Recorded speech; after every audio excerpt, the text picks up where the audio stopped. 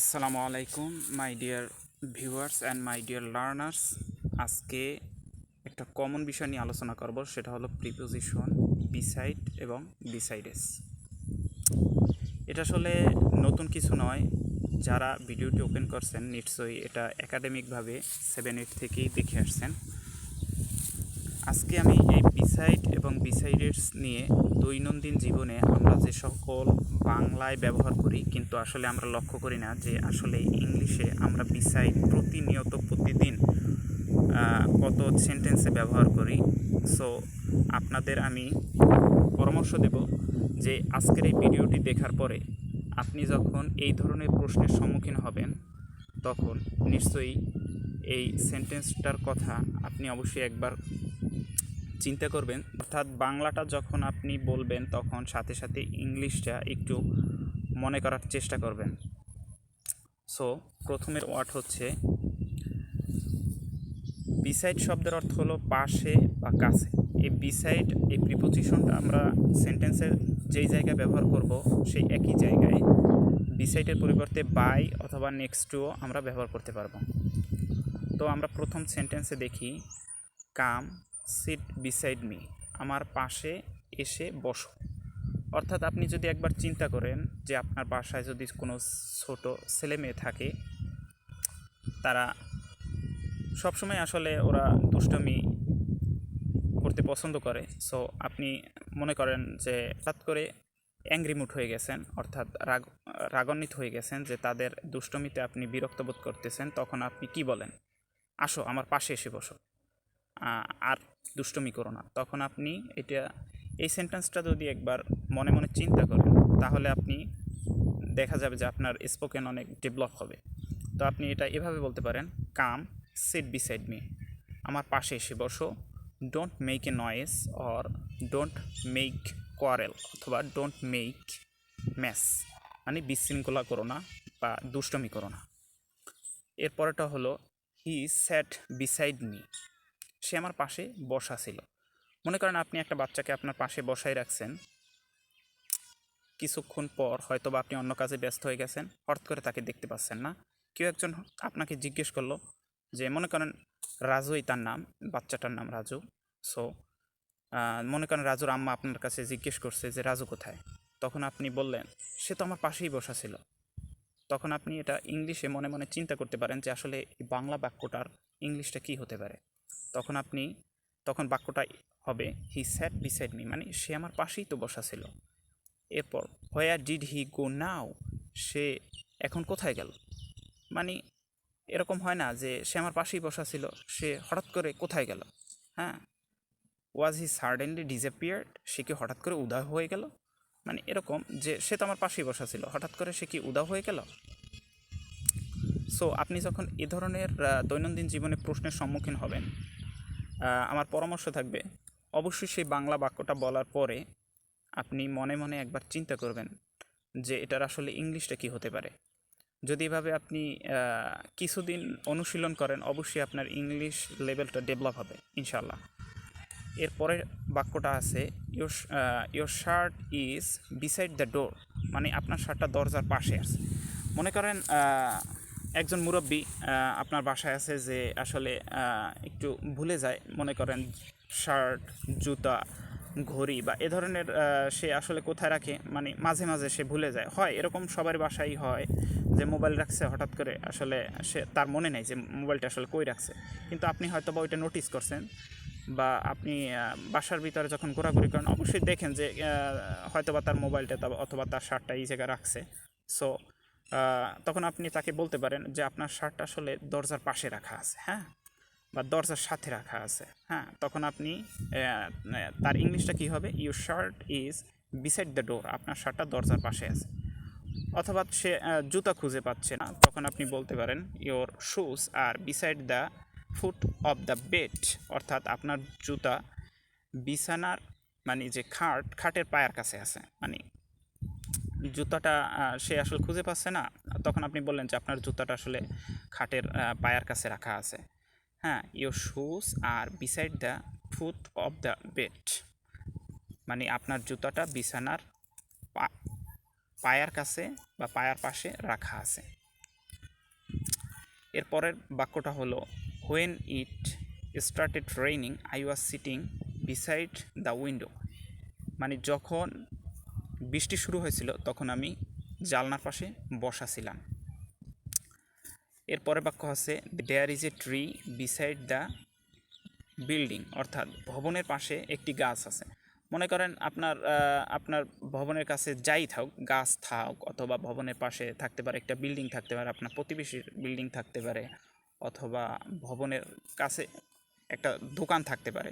তাহলে আপনি মনে করেন ভবনের কাছে একটি দোকান আছে, তখন আপনি বলতে পারেন যে আমাদের ভবনের পাশে একটা দোকান আছে। তাহলে এটা ইংলিশটা হবে there is a shop beside my building, মানে আমার বিল্ডিংয়ের পাশে একটা শপ আছে। এরপরটা হচ্ছে মনে করেন আপনার পরিচিত একজন লোক সম্পর্কে কেউ আসলে জানতে চাইছে, মনে করেন তার নাম হয়েছে আব্দুর রহিম, যে হঠাৎ করে একজন আসে জিজ্ঞেস করছে আপনি কি আব্দুর রহিমরে চিনেন? তখন আপনি বললেন হ্যাঁ আমি আব্দুর রহিমকে তো খুব ভালোভাবেই চিনি। তখন আপনার ইংলিশটা হবে এভাবে I know him very well, মানে আমি তাকে খুব ভালো করেই চিনি। His house is beside my home, মানে তার বাসাটা আমার বাড়ির কাছেই। সো বাংলাটা হলো আমি তাকে খুব ভালো করেই চিনি, তার বাসাটা হলো আমার বাড়ির কাছেই। তো তার ইংলিশটা হবে I know him very well, his house is beside my home. So এতক্ষণে আলোচনা করে আমরা বুঝতে পারলাম বিসাইড শব্দের অর্থ হলো পাশে, পাশে বা কাছে। এ ধরনের বাক্য অর্থাৎ আপনার পাশে বা কাছে বা কোনো কিছুর পাশে কোনো কিছু আছে, এগুলোর বর্ণনার ক্ষেত্রে আমরা বিসাইড ব্যবহার করতে পারি।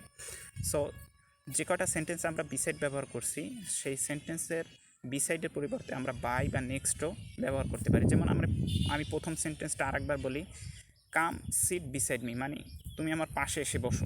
হ্যাঁ, তো এটা আমরা এভাবে বলতে পারি কাম সিট বাই মি, মানে আমার পাশে এসে বসো, অথবা কাম সিট নেক্সট টু মি, মানে আমার পাশে এসে বসো।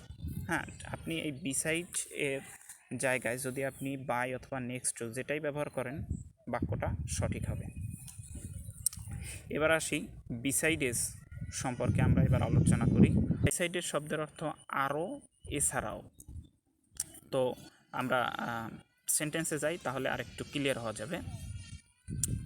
বিসাইডেস Anna who else went to the concert, অর্থাৎ অ্যানা ছাড়াও আরও কে কনসার্টে গিয়েছিল। অর্থাৎ এখানে বোঝানো হয়েছে যে অ্যানা তো গেছেই, এর সাথে আরও কে গেছে। অর্থাৎ এই বিসাইডেস মানে হলো কোনো একটা জিনিস মনে করেন আপনার হাতে আছে বা কোনো একটা জিনিস আপনি জানেন, এরপরেও আরও কে আছে, ওইটা ছাড়াও আরও কে আছে।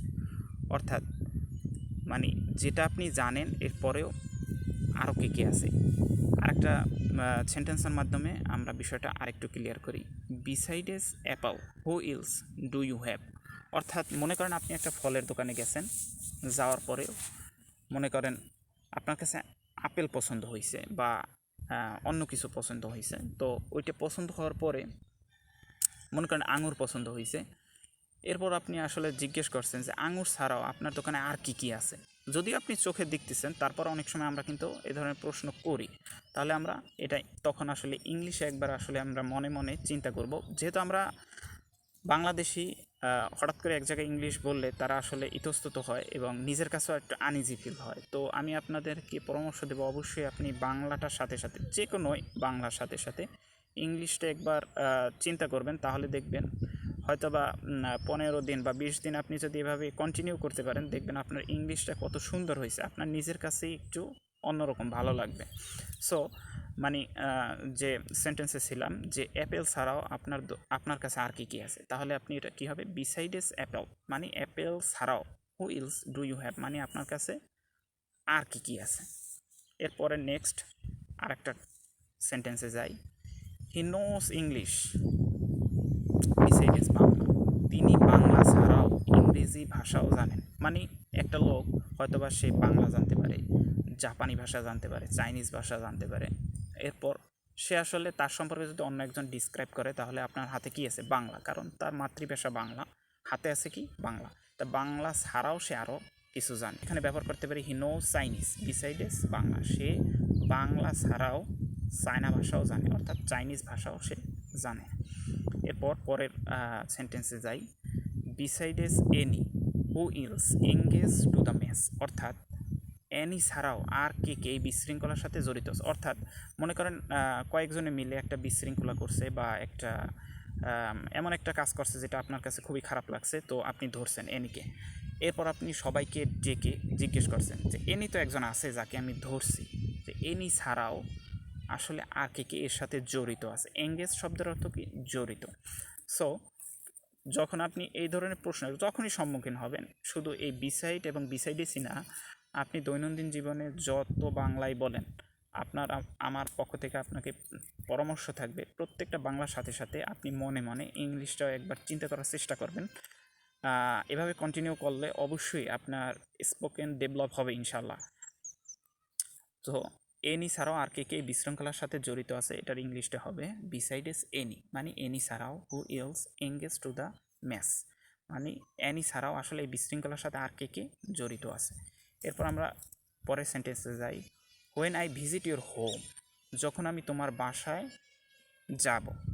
What else will you feed me beside a chicken roast, অর্থাৎ মনে করেন আপনার পছন্দের রোস্ট হতে পারে বা অন্য অন্য কিছু হতে পারে। আপনি চিকেন পছন্দ করতে পারেন অথবা মিট পছন্দ করতে পারেন, বিফ মাংস পছন্দ করতে পারেন, যে কোনো কিছু আপনি পছন্দ করতে পারেন। তো ওইটা আপনার হয়তো বা আপনার কোনো কাজিন, কোনো ফ্রেন্ডস আসলে জানে যে আসলে আপনি এটা পছন্দ করেন, তখন সে আপনাকে বললো যদি তুমি আমার বাসায় যাও, আমি তোমাকে আসলে তোমার পছন্দের খিচুড়ি হতে পারে, যে আমি তোমাকে আসলে এই খিচুড়িটা খাওয়াবো। সো তখন আপনি তাকে জিজ্ঞেস করলেন যে খিচুড়ি তো খাওয়াবা, সাথে আর কি কি খাওয়াবা।